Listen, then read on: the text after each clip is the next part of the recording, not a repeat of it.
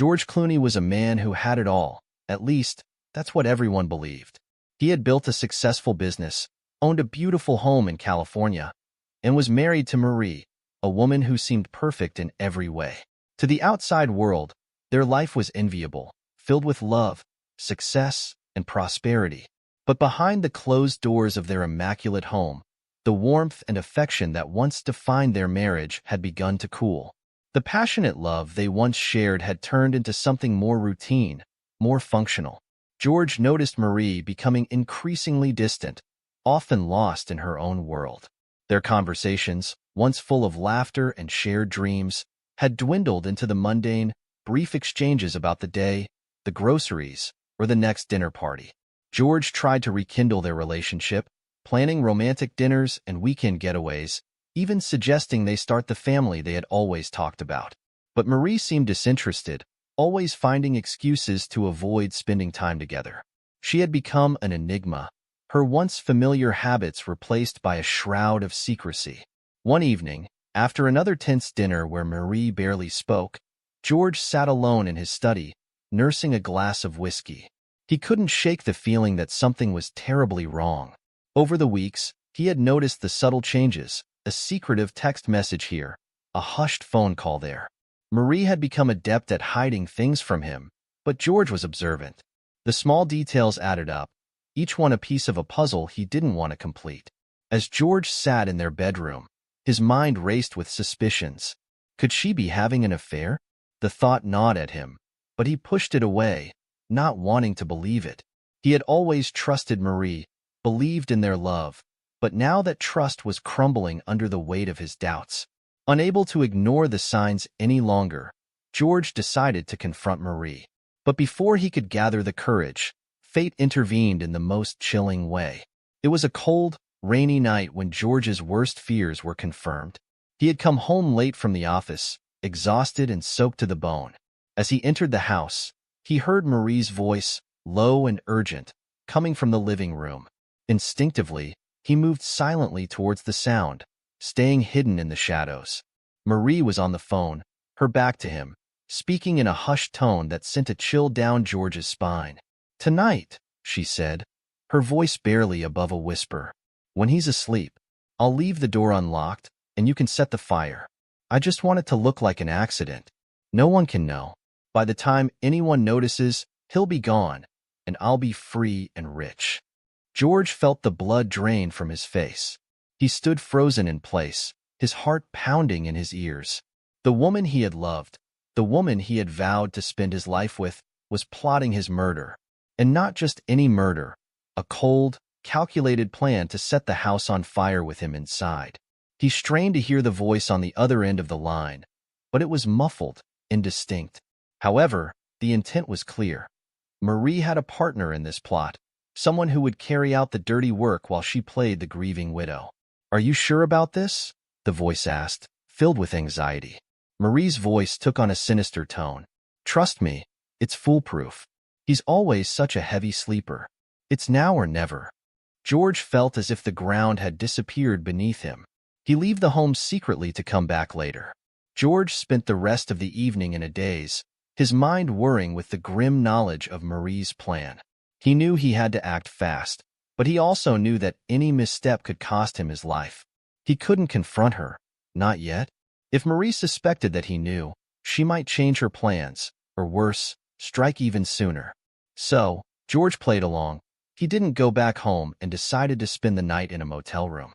He called Marie and said there's a late-night project he wants to complete at office, pretending everything was normal. Meanwhile, Marie postponed the plan to tomorrow.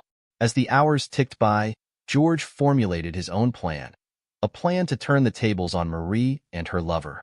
He knew the house inside and out, every creak of the floorboards, every window and door. He would use that knowledge to his advantage. George spent the next day making careful preparations. He ensured that the fire alarms were disabled, knowing Marie would likely do the same, but he took it a step further. He added an extra lock to all THR doors in the house, one that could only be engaged from the inside, and placed an unnoticeable wedge under the windows to prevent them from opening. He also prepared an escape route, a way out that Marie and her accomplice wouldn't expect. Throughout the day, He observed Marie closely, watching for any sign that she suspected his awareness. But she was as cool and collected as ever, going about her day as if nothing were amiss. George marveled at her ability to deceive, but it only strengthened his resolve. As night fell, George followed his usual routine. He had dinner with Marie, made small talk, and even complimented her on how beautiful she looked.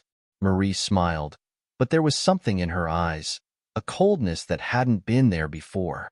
It was as if she had already written him off, as if in her mind, he was already dead.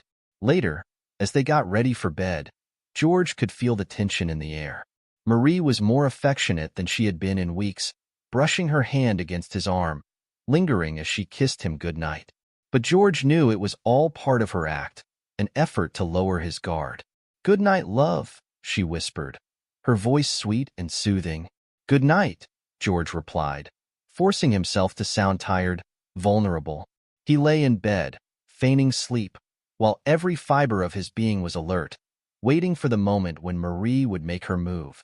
Hours passed, the house silent except for the occasional creak as it settled. George's heart pounded in his chest, but he kept his breathing slow and steady. Then, just after midnight, he heard it, the subtle creak of the bed as Marie slipped out, moving quietly towards the door. She paused, as if checking to make sure he was asleep, then continued down the hallway, her footsteps barely audible. George waited a few moments before rising silently from the bed. He moved to the door, listening intently.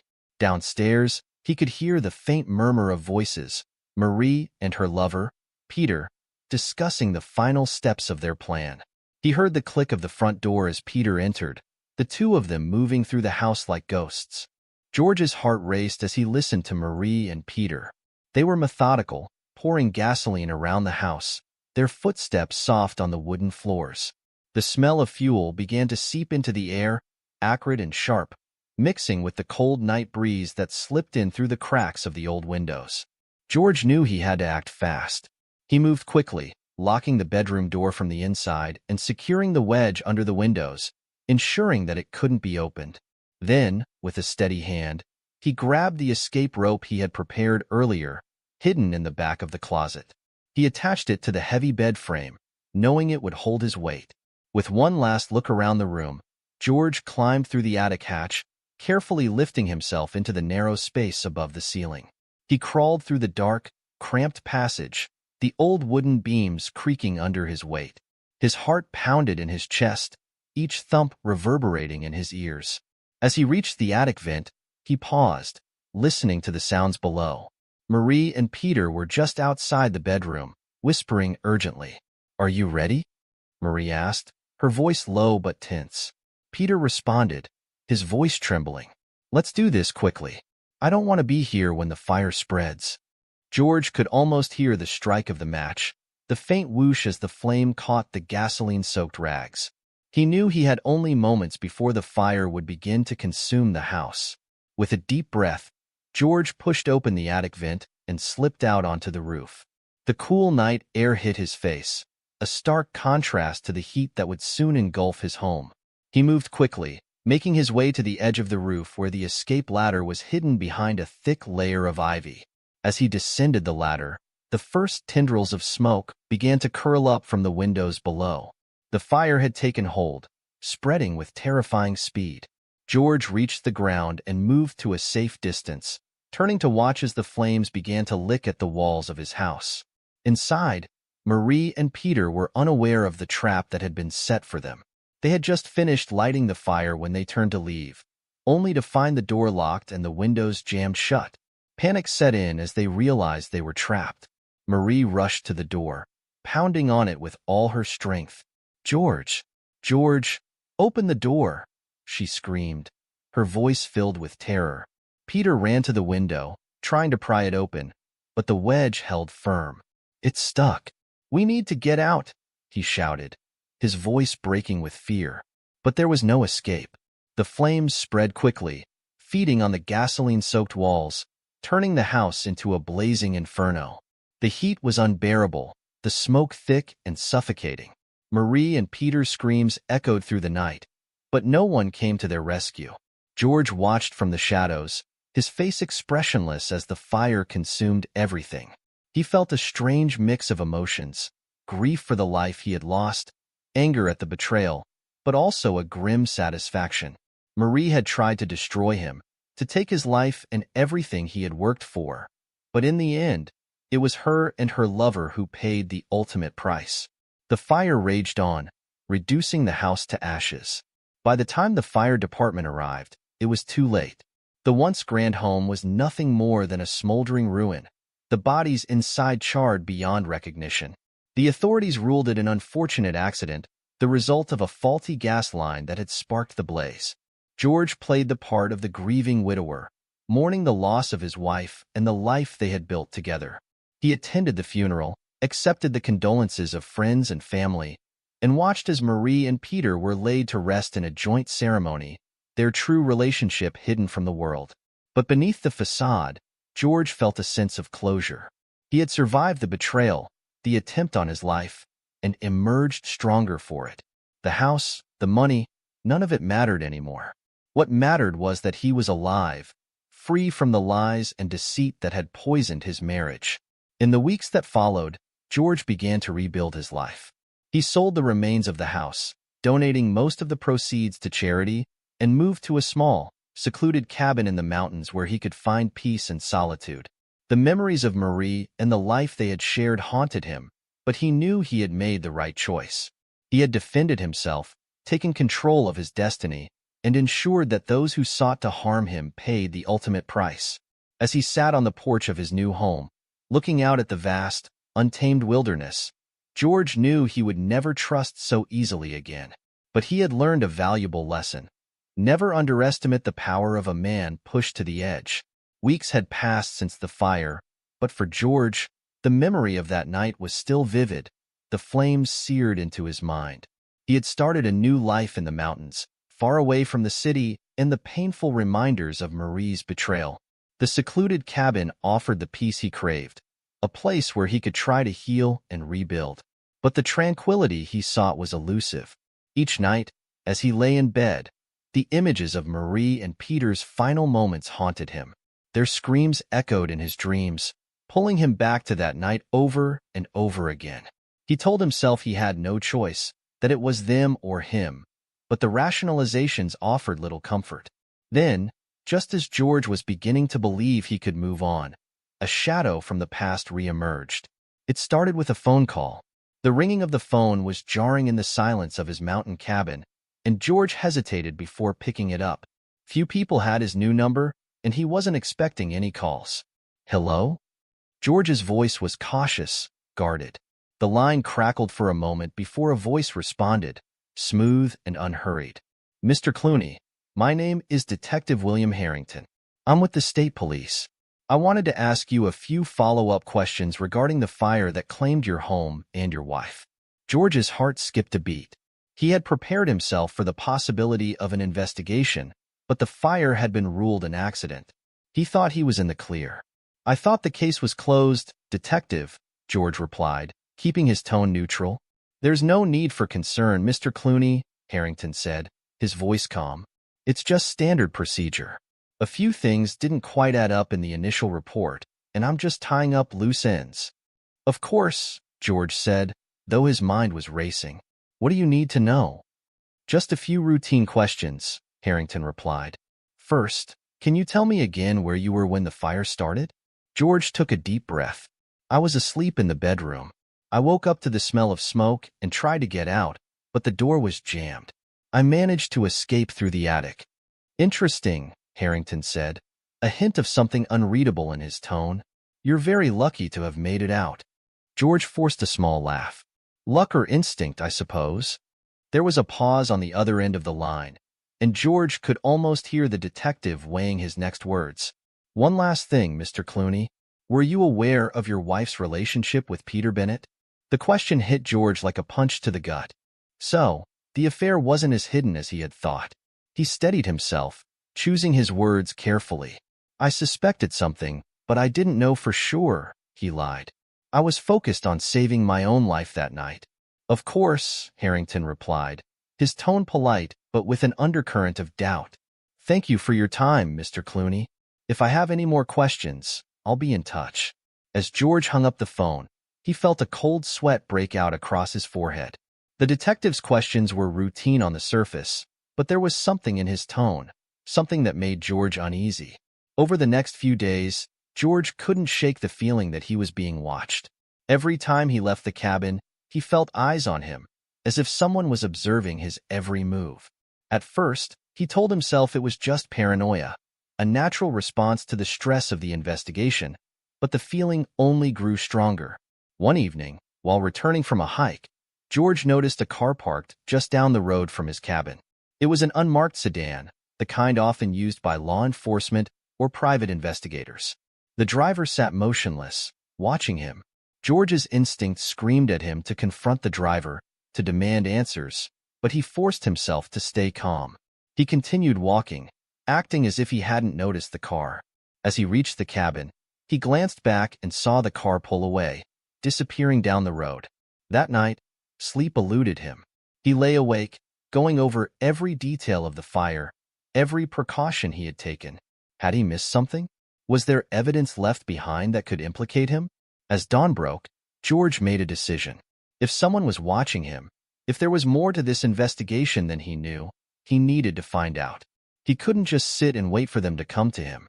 The next day, George drove into town, stopping at a small coffee shop. He ordered a coffee, then took a seat by the window, his eyes scanning the street outside. After a few minutes, the same unmarked sedan appeared, parking across the street. The driver remained inside, but George could see the silhouette of a man watching him. George pulled out his phone and pretended to make a call, all the while keeping an eye on the car. He had a plan, but it was risky. If this person was a private investigator or a detective, they would be prepared for confrontation. But if he could catch them off guard, maybe he could learn who was really behind this. Finishing his coffee, George stood up and walked out of the shop, heading down the street at a brisk pace. As he reached the corner, he ducked into an alleyway and waited. Moments later, the sedan pulled around the corner, slowly following his path.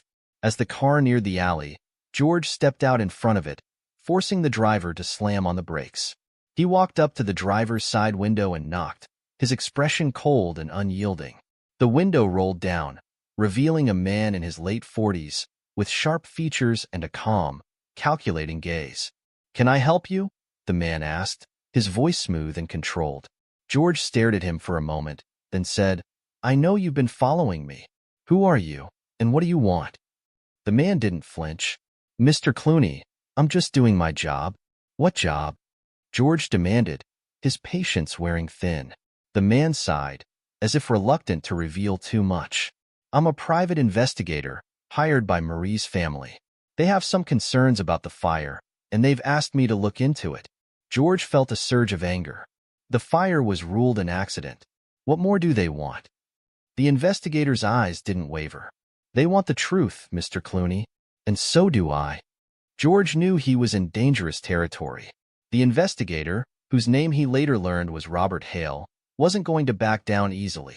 Hale was a seasoned professional, and it was clear that he had already uncovered more than George was comfortable with.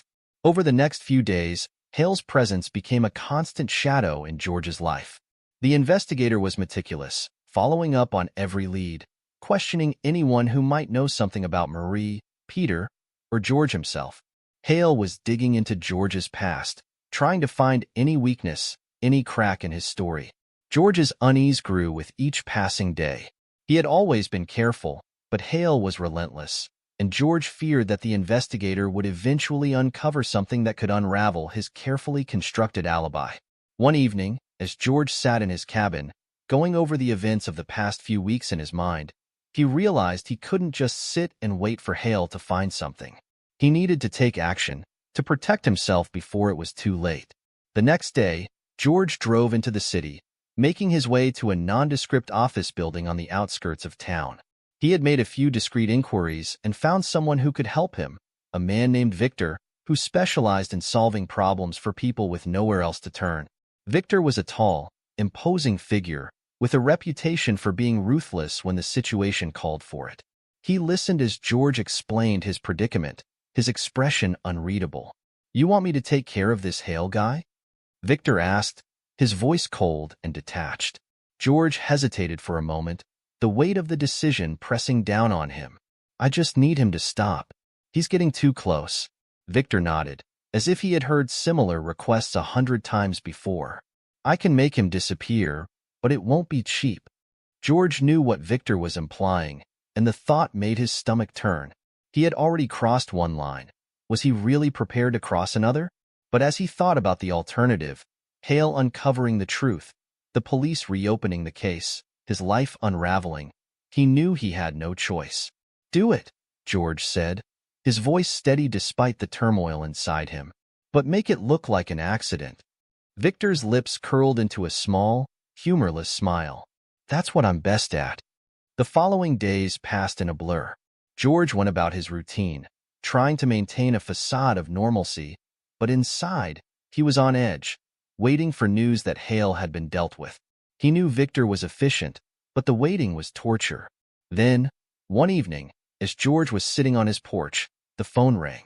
He picked it up, his heart pounding in his chest. It's done, Victor's voice said, without any preamble. Hale won't be bothering you anymore. George felt a wave of relief, but it was quickly followed by a crushing sense of guilt. He had crossed another line, and there was no going back. Thank you, George said quietly. Don't thank me, Victor replied. Just remember, if anyone comes asking questions, you don't know me, and you don't know anything about what happened to Hale. Understood, George said, and with that, the line went dead. That night, for the first time in weeks, George slept deeply. The shadow of Hale had been lifted, and he allowed himself to believe that he could finally move on, that his nightmare was over. But when he woke the next morning, there was a knock at his door. George's heart skipped a beat as he opened it to find Detective Harrington standing on his porch, his expression grim. Mr. Clooney, I'm afraid I have some bad news, Harrington said, his voice heavy with what sounded like genuine regret. Robert Hale was found dead last night. It appears to have been an accident, but given the circumstances, I need to ask you a few more questions. George felt the ground shift beneath him. The trap was tightening, and he was running out of options. He had made one too many enemies, and now the consequences were closing in on him. George's mind raced as he tried to keep his composure in front of Detective Harrington. The death of Robert Hale, the private investigator, was supposed to be the end of George's troubles, not the beginning of new ones. But here was Harrington, standing on his porch, asking more questions. Of course, Detective, George said, masking his anxiety with a calm demeanor. What do you need to know? Harrington stepped inside, his eyes scanning the modest cabin. I understand that Hale was looking into your wife's death. Did he contact you recently? George nodded. Yes, he reached out. He said he was hired by Marie's family. They were still struggling with her death, and they wanted to know more about what happened. We spoke a couple of times, but that's all. And how did you feel about that? Harrington asked, his gaze piercing. George hesitated, choosing his words carefully. It wasn't easy. I've been trying to move on, and digging up the past was painful, but I understood where they were coming from. Harrington nodded thoughtfully, but there was something in his eyes that made George uneasy. Hale was a thorough investigator. He didn't leave many stones unturned. Did he find anything that concerned you? George forced a smile. Not that I'm aware of. He seemed focused on finding answers for Marie's family, but as far as I know, everything pointed to the fire being an accident. Harrington studied George for a moment before finally nodding. I appreciate your cooperation, Mr. Clooney. If anything else comes up, I'll be in touch. George showed Harrington to the door, his heart pounding. As soon as the detective left, George sank into a chair, trying to steady his nerves. He had dodged the questions for now, but he knew Harrington wasn't convinced. Over the next few days, George remained on high alert, expecting Harrington to return with more questions, or perhaps even a search warrant. He knew he couldn't stay in the cabin forever. The walls were closing in, and he needed a way out. Desperation led him back to Victor, the fixer who had dealt with Hale. George wasn't sure he could trust Victor, but he had no other options. He arranged a meeting in a secluded part of town, far from prying eyes. When Victor arrived, his demeanor was as cold and calculating as ever. "You're in deeper than I thought," he said, cutting to the chase. "Hale's death has put a spotlight on you. Harrington's not going to let this go." George clenched his fists, the weight of his actions pressing down on him. "I need a way out. Can you help me disappear?" Victor considered the request, his expression unreadable. "It won't be easy. Harrington will be watching your every move. But I have a plan that might work. It'll be risky, but if you're willing to take the chance, I can make it happen." George didn't hesitate. "Do it. I can't stay here any longer." Victor outlined the plan. George would stage his own death, making it look like he had been consumed by guilt and taken his own life. With no body, Harrington would have nothing to pursue, and George would be free to start over somewhere far away. The plan required careful execution. Over the next week, George followed Victor's instructions to the letter, preparing a fake suicide note and leaving behind just enough evidence to convince the authorities. On the night everything was set, George drove to a remote cliffside, where Victor had arranged for a car to be found at the bottom of the ravine. As George stood at the edge of the cliff, looking down at the darkness below, he felt a strange sense of relief. This was his escape, a way to leave behind the guilt, the fear, and the shadows of his past. He took one last look at the world he was leaving behind, then turned and walked away, disappearing into the night. Weeks later, George emerged in a small coastal town under a new identity. He had cut ties with his old life completely, leaving no trace of the man he once was. The ocean air was crisp and clean, a sharp contrast to the smoke and fire that had haunted his dreams. George rented a modest house by the beach, where he spent his days fishing and enjoying the simple pleasures of life. He had always been a man who valued control, but now, for the first time in years, he felt a sense of freedom. The past was behind him, and the future was his to shape. In the months that followed, George slowly built a new life. He made friends with the locals, found solace in the quiet beauty of the ocean, and finally began to heal from the wounds of betrayal. The nightmares that had once plagued him faded, replaced by dreams of calm waters and endless horizons. As summer turned to autumn, George realized that he had found something he hadn't expected: peace. He no longer looked over his shoulder, no longer feared the consequences of his actions. He had paid a high price, but he had emerged on the other side with his life intact. One evening, as George sat on the porch of his new home, watching the sun set over the ocean, he felt a sense of closure. He had made mistakes, terrible mistakes, but he had also survived. And in that survival, he had found a chance at redemption, a chance to live the life he had always wanted. The past was behind him, and the future was wide open. For the first time in a long time, George allowed himself to smile. He was free.